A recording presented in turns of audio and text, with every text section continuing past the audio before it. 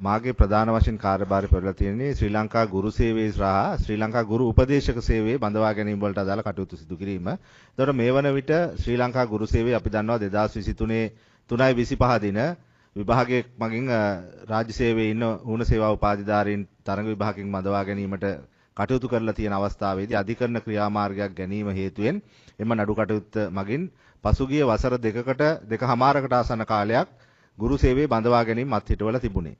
නමුත් මේ වන විට අධිකරණ කටයුතු සියල්ලම අවසන් වෙලා අපි ගුරුවරුන් බඳවා ගැනීම සඳහා රජයේ සේවයේ නියුතු ඌණ සේවා උපාධිධාරීන්ගෙන් සහ විවෘත පදනමින් යන පදනම් දෙකෙන්ම ගුරුවරුන් බඳවා ගැනීමට අවශ්‍ය කරන විභාගයේ පහුගිය මැයි මාසයේ පැවැත්වනු ලැබුවා.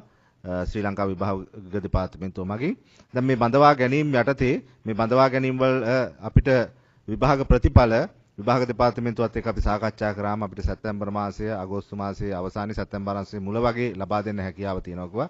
ඒ අනුව අපි ප්‍රායෝගික පරීක්ෂණ සැප්තැම්බර් සහ ඔක්තෝබර් මාසවල සියලුම පළාත් සභාවල සහ ජාතික පාසල් සඳහා පොදු ක්‍රමවේදයක් යටතේ ප්‍රායෝගික පරීක්ෂණ සිදු කිරීමට අවශ්‍ය කටයුතු මේ වන විට සූදානම් කරලා තියෙනවා. මේ යටතේ අපි බලාපොරොත්තු වෙනවා 23006 දෙනෙක් රාජ්‍ය සේවයට බඳවා ගන්න.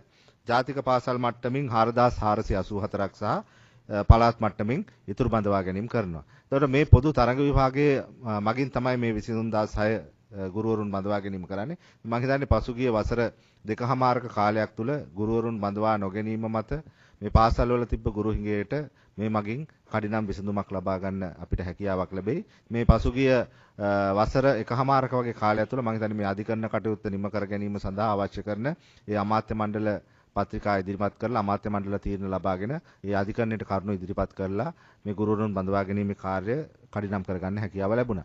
ඒ වගේම ගුරු උපදේශක සේවය සම්බන්ධව අපි දන්නවා 2022 ගුරු උපදේශකවරුන් අන්තර්ග්‍රහණයක් කරලා තියෙන අවසාන වතාවට. ඒතර 2022කින් පස්සේ මේ වනතෙක් ගුරු උපදේශකවරුන් බඳවා ගැනීමක් සිදු වුණේ නැහැ. ඔවුන්ගේ නව සේවා ව්‍යවස්ථාවක් සකස් කරලා ප්‍රථම වතාවට අන්තර්ග්‍රහණයක් පමණයි කරලා තියෙනවා. ඒතකොට මේ වන විට ගුරු උපදේශක සේවයේ තිබෙන පුරප්පාඩු 3000කට ආසන්න පිරිසක් ප්‍රමාණයක් තියෙනවා.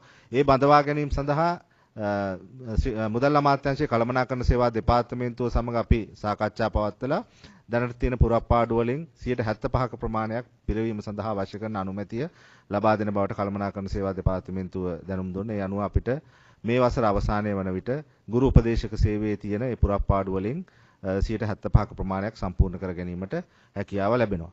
ඒ වගේම ගුරුවරුන් සම්බන්ධ තිබ්බ තවත් ගැටලුවක් උනේ අපි ගුරුවරුන්ගේ උසස් වීම වලට අදාළව කාර්යක්ෂමතා කඩයිම විභාගයක් කඩයිම පරීක්ෂණයක් පැවැත්විය යුතුයි. මේ 2025 6:30 වන තෙක් මෙම ක්‍රියාදාමයේ තිබ්බේ මොඩියුල හැදෑරීම යන ක්‍රමවේදය. ඒ ක්‍රමවේදයේ තිබ්බ යම් ප්‍රායෝගික ගැටලු මත මෙම ක්‍රමය ගුරු විභාගයක් පැවැත්වීම තුළින් විසඳීමට අවශ්‍ය කරන කටයුතු සූදානම් කරා. ඉතින් ගුරුවරුන්ට ස්වයං අධ්‍යයන මොඩියුල් තමන්ම මේ මොඩියුල් අධ්‍යයනය කරලා අපි ලබා දෙන මේ සම්මතියන් ඔස්සේ ඒ සම්පත් සොයා ගන්න පුළුවන්.